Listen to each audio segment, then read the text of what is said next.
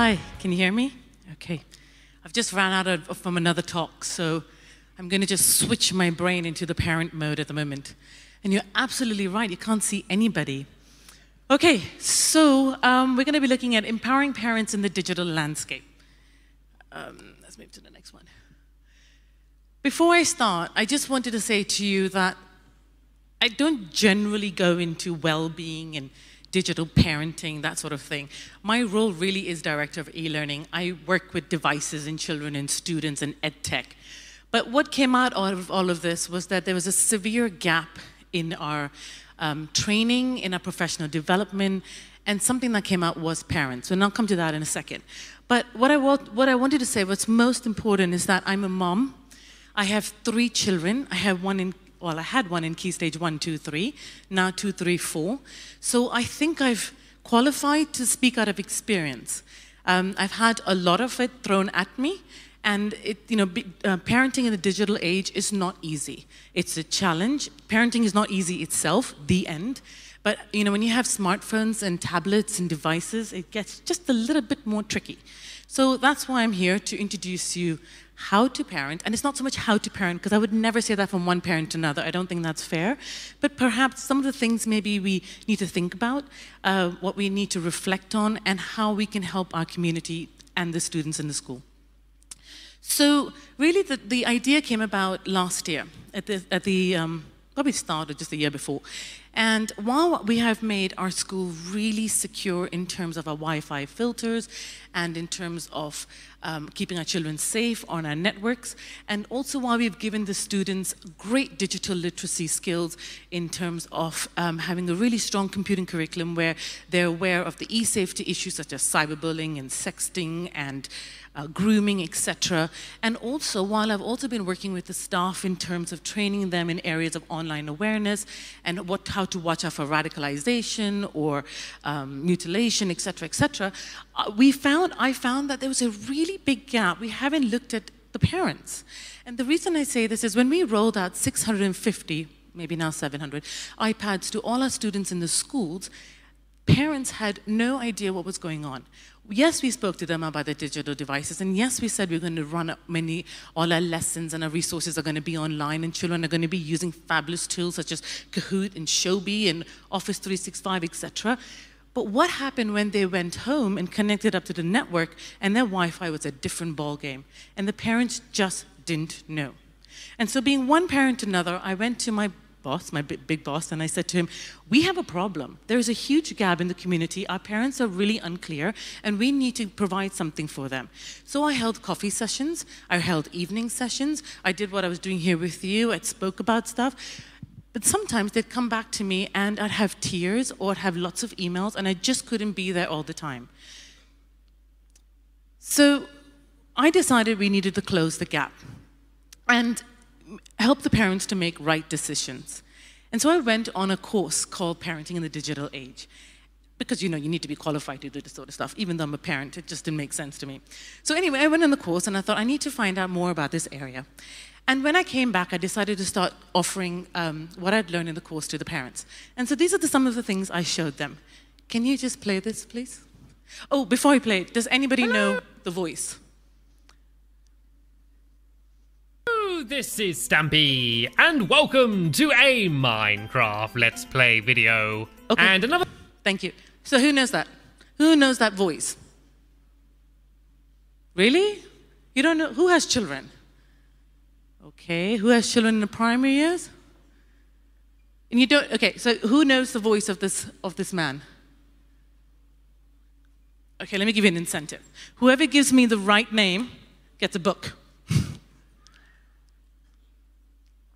Fine. So the most irritating voice you've heard is Stampy Longnose. And he's the man who created, well, he didn't create Minecraft, but he's a huge YouTuber. And he creates videos for young children. So now, obviously, any parent who has a child in the primary years, usually around 4, 5, and 6, years 4, 5, and 6, will hear this annoying noise at home. And so I'd have to sit, but you'd be surprised, just like you can see here, not many people knew what the kids were doing. So I said to them, if you hear this, you know your child's watching Minecraft. But do you know what Minecraft is? And why do you think they're so fixated on it? So I sat down and explained to them, Minecraft isn't really that bad. Yes, it's slightly addictive, but that's because it's very innovative, it's very creative. It's like creating virtual Lego online, where you never have to disassemble Lego and you can just create over and over again. However, with Minecraft, you've got issues. So you've got things like zombies coming out of somewhere, which scares your kids, which means they'll give you nightmares, which means the parents have to wake up in the middle of the night and not get enough sleep and then go to work completely deranged. So I just try to give some tips to the students, to the parents saying, if your child's going to watch Minecraft or even play, make sure you know who they're playing with because it's an open line server. Make sure you don't have zombies running out because you can turn that off. And it's not a bad thing. That was one of the things I did. Now I'm going to play 2 videos. The first one's a national anthem, and you don't have to stand up. And the next one's on a little pony. And I want you to think about which one is the dangerous video. Which is the video that would cause concern, where you'd say, I'm not sure I want to leave my child with this. Can we play the first video, please?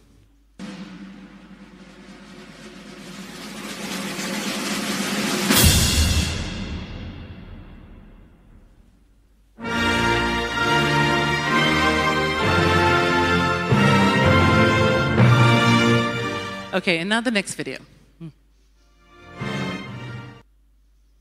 That's a nice muscly throwing arm you got there. You know, if you get sweaty and want to take your shirt off, that'd be just fine. Oh, you are sick, man. You are sick! Don't you mouth off to me or I'm gonna slap you right in your penis. Okay, so that wasn't very clear, but which video, which video do you think is the more harmful video? My Little Pony. So actually, I'm not going to get into it because it's quite profane, but we had a little child watching this at home. She was in the kitchen watching My Little Pony with her mother, and luckily her mother was there, and suddenly in the middle of this beautiful, nice cartoon, this voice came up with some really vulgar language. So again, I tell the parents, you really got to vet what your kids are watching. Yes, now YouTube has advanced so much further, and you can put parental controls, etc.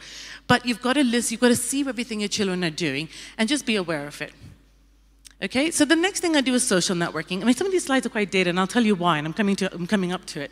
So I'd ask the parents, do you know what Twitter is? Do you know what YouTube is? Do you know Facebook, et cetera, et cetera? It's all very basic. And then I would ask them, so how many of you actually have accounts in all of this? And do you know how to use them? And we'd find very few of them. But what we found recently is sharenting. So one of the things I say to parents is, we're really proud of our children, and we're really proud of their ambitions, etc. But do you know how much you post online? And we all love Facebook. So as soon as the children goes to a New Year group, guess what? Let's take some photos and put it on Facebook. Look, everybody, look at my child in the uniform. Look what school they go to. Oh, look, we're in Singapore, and we go to, for instance, American school, and I'm not pointing this out. But or you know, oh, look, my child's in a uniform, and they're going to Ashford school. So I have to tell the parents, think before you post. Don't put too much data up there, because one of the other things that we're struggling with is student retention. So when a child now makes an application to university or makes an application to jobs, etc., we have something called cyber vetting, and I use it all the time as well when I'm recruiting. I cyber vet everybody and see what are they doing online, what kind of social media are they on, and what's available for them. Many children are now kind of blaming the parents and saying, you put photos of me up in my nappy. You put photos of me in the bathtub. You've put photos of me running along the beach naked. Stop it. So now the conversation that's happening is, have you asked your children permission? Now, I don't agree if they go that far, although that conversation is taking place. What I will say, though, is if you want to post photos of your children online, try to keep it positive. Maybe the less naked, the better. Recently, we took an HMC poll, and this is where it really got big. And we asked 5,000 students what they thought about online and their profiles online. And we found the one thing that they said over and over again is that they need the adults, the parents, to be better role models. So in this picture, you'll see parents sitting down at the dining table with their phones online. We don't do that. So, I mean, we do that, but we have a rule in my house that if you're at the dining table and you're having dinner and you pick up your phone, you wash the dishes. So we've kind of set the expectations, don't do it. Some of the kids in the senior school and in the UK have said, we need better role models, because even though we tell our parents not to go online, they still pick up their phone. So that's kind of becoming a big thing for us too. And over a third of the children say they've asked their parents to stop checking their mobile devices, but they don't do that. And over 82% of children say mealtime should be device-free, but we still do it. And 95% of parents reported that they do not use mobile devices, but 42% said that they still do. So really, we're not being very good role models. And I say we because me included too. So for instance, when it comes to bedtime, I said to the kids, you can't use your phone 1 hour before bedtime because of the blue light radiation, etc. But guess what I do? I go to bed and I go, oh, you know what? I'm just going to check up on my last emails. I'm going to lie down, pick up my phone. Oh, let's look at Facebook now. Let's look at LinkedIn. So I'm sitting there with the phone in my hand doing it and looking through all the screens. Or my kids are walking past going, well, I thought we're not supposed to use mobiles before bedtime, Mom. So we got to be better role models. And if we don't do that, then we're just going to create a burden for ourselves later on. So from one parent to another, taking all that on board, and given that fact I couldn't be around 24/7, and that it's actually hit the headlines in the UK, I thought I'd do something good for the community. Or at least I thought so until I started writing this. So I put together a little pamphlet. It's called a book. It's called Digital Parenting. It's meant to be small. It's mainly there for parents who come into sessions like this, learn a lot, go away completely baffled and think, oh my God, I can't remember anything she just said. So it's here, all in here. There's about 6 to 7 chapters, etc. And it works its way from Minecraft to social media to texting, etc. But what's really important is I'm not telling you how to parent. Why would I? But what I'm saying is you've got to remember the basic things. So for instance, we spend a lot of time with our children in ballet lessons or in their rugby lessons or in their tennis. And we go, wow, look at that, they won a medal. Do we do the same with them when they go online? Do we play games with them? Do we know their Minecraft? Do we know what matters to them? Have they ever come down and you go, look at my video, look what I've created. Have you sat down and looked at what they've done? That's the kind of landscape we're looking at now. And it doesn't mean you have to sit there with them at the computer to watch, because honestly, it's so boring. I mean, I've tried to do it. But at the dining table, we can discuss what's the new up-and-coming trend.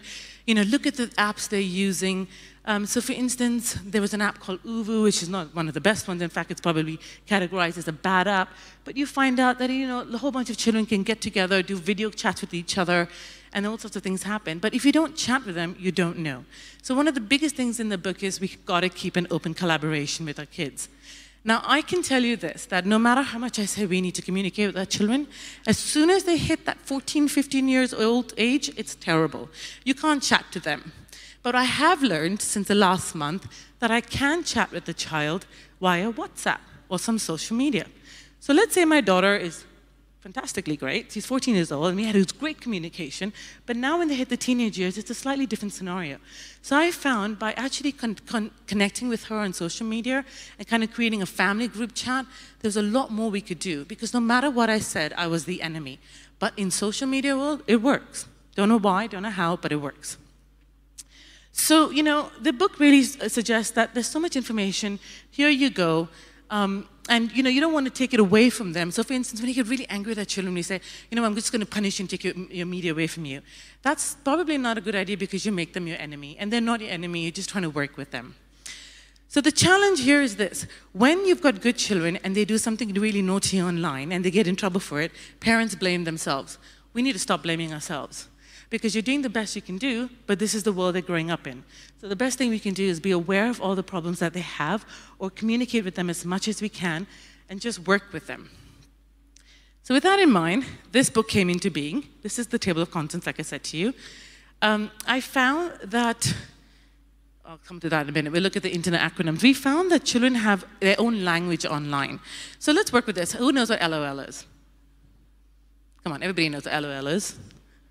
Laugh out loud. Somebody said lots of love to me the other day. What about G2G?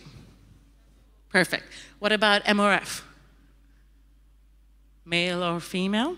So the kids in the background are doing all these sort of internet acronyms. And we found that some of them got into trouble because they were obviously chatting with pedophiles or strangers that they don't know. Now the person who gives me the next one gets this book. PAW. Okay, this is a great team. Parents are watching. Perfect. Whoever you are, you get that book. So the kids, what they're doing is they have this sort of code, and they're working in the background. And parents don't know about this. And unless you're actually made aware of it, you just don't know. So what I do is, in this book, I've got this whole list of internet acronyms, which are probably slightly outdated, but still there. And then I kind of make them aware that there's so many out there, you need to know about it. So just in case you see your children working in code, you know something's up.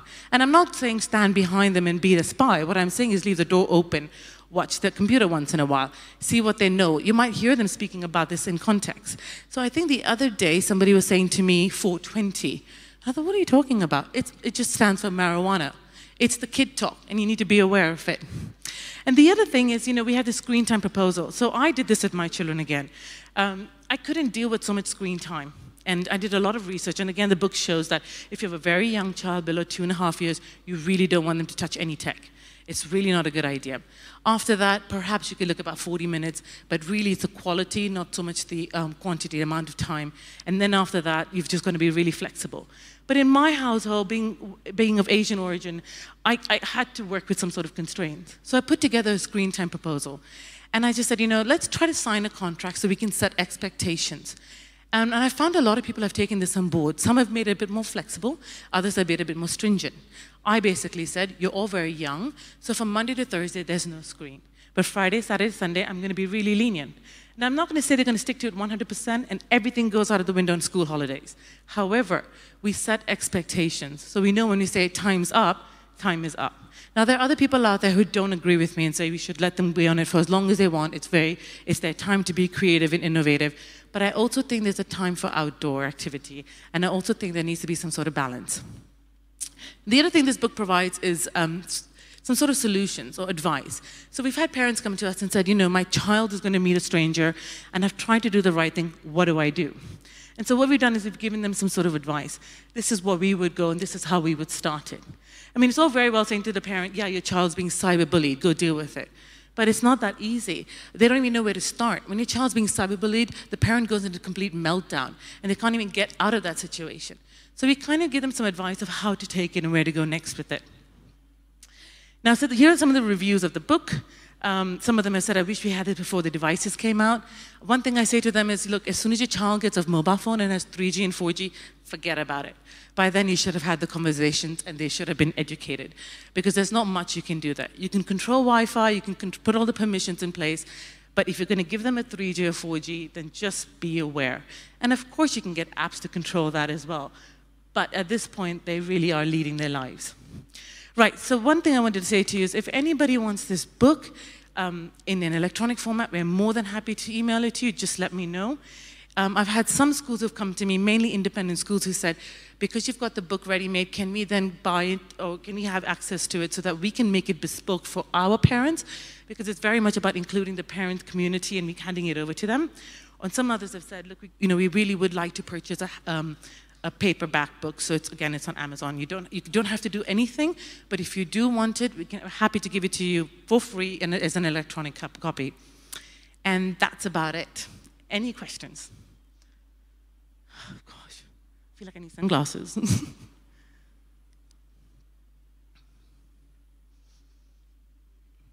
can't. Is there any questions? Do we have any questions? Okay. No? All right. Thank you very much. Thank you.